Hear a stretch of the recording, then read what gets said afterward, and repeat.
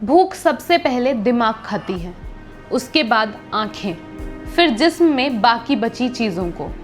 बच्चे तो उसे बेहद पसंद हैं, जिन्हें वो सबसे पहले और बड़ी तेज़ी से खाती है, और बच्चों के बाद फिर बचता ही क्या है। नरेश सक्सेना की ये कविता हमें गजा का हाल बताती है। United Nations backed IPC report ने गजा पट्टी में कई इलाकों में मानवीय निर्मित अकाल की पुष्टि कर दी है।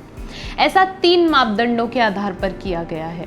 गजा में कम से कम 20% परिवारों में खाने की कमी है, 30% से ज़्यादा बच्चे गंभीर कुपोषण के शिकार हैं, और हर दिन 10,000 में से लगभग 2 लोगों की मौत हो रही है। ये सिर्फ मापदंड हैं, असल सच्चाई इससे कहीं ज़्यादा भयानक है। ये भी कहा गया है कि ये स्थिति धीरे धीरे आसपास के इलाकों में भी फैल सकती है। आईपीसी के हिसाब से करीब 5 लाख लोग ऐसी स्थिति में हैं जहां उन्हें भोजन की इतनी गंभीर कमी है कि इसे आईपीसी फेज 5 या फिर कैटास्ट्रोफिक स्तर कहा जाता है, यानी भूख से जान का खतरा और फिर मौत। अनुमान ये भी है कि करीब 10 लाख लोग इमरजेंसी की हालत में हैं और 3,96,000 क्राइसिस की हालत में।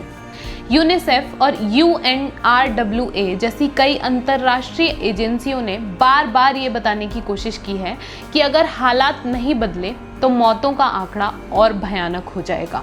अक्टूबर 2023 में शुरू हुआ इजराइल हमास संघर्ष अब तक 62,000 लोगों की जान ले चुका है और 19 लाख लोगों को विस्थापित कर चुका है।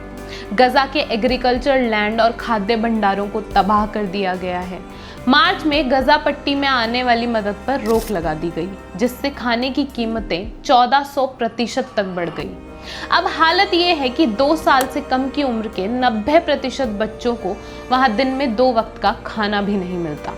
गजा में लगभग 1,32,000 से भी ज्यादा बच्चे कुपोषण का शिकार हैं।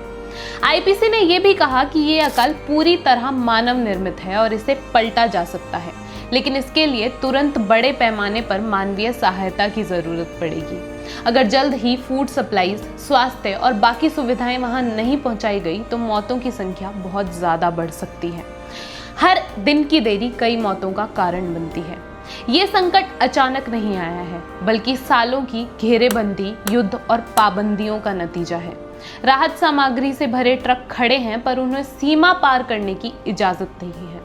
गजा की भूख सिर्फ एक शब्द नहीं, बल्कि लाखों जिंदगियों की चीख है, जिसे दुनिया को सुनना ही होगा।